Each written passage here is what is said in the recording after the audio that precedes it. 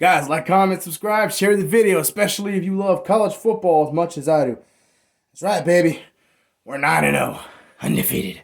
Now, yeah, I would have to say I think Alabama is back. Alabama is back. Look, they've beaten everybody except Texas, and clearly Texas is a top 10 caliber team.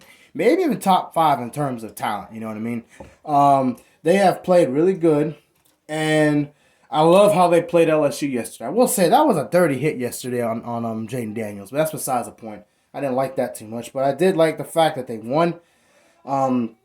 They've been winning all the games we're supposed to win. Here's the thing. People think, well, Alabama's not blowing people out anymore. Well, you got to understand, NIL has come around.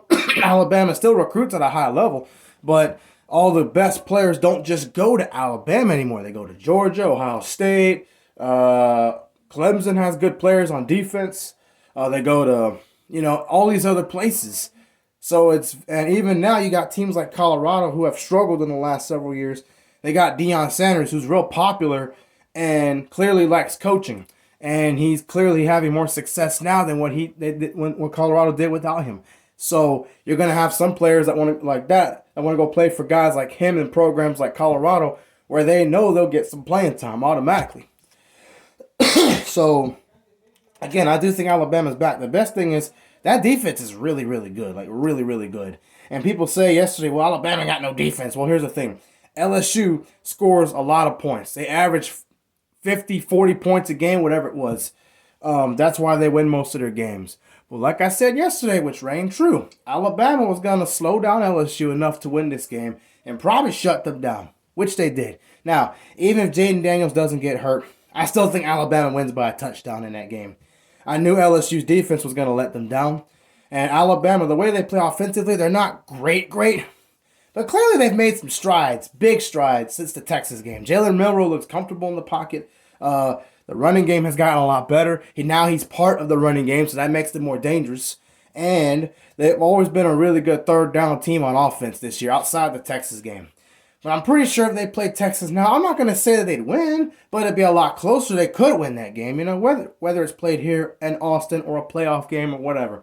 But, yeah, Alabama's for real, man. Look, again, Nick Saban is the best coach of all time, not just because of his championships, not just because of his big wins, but his ability to adapt.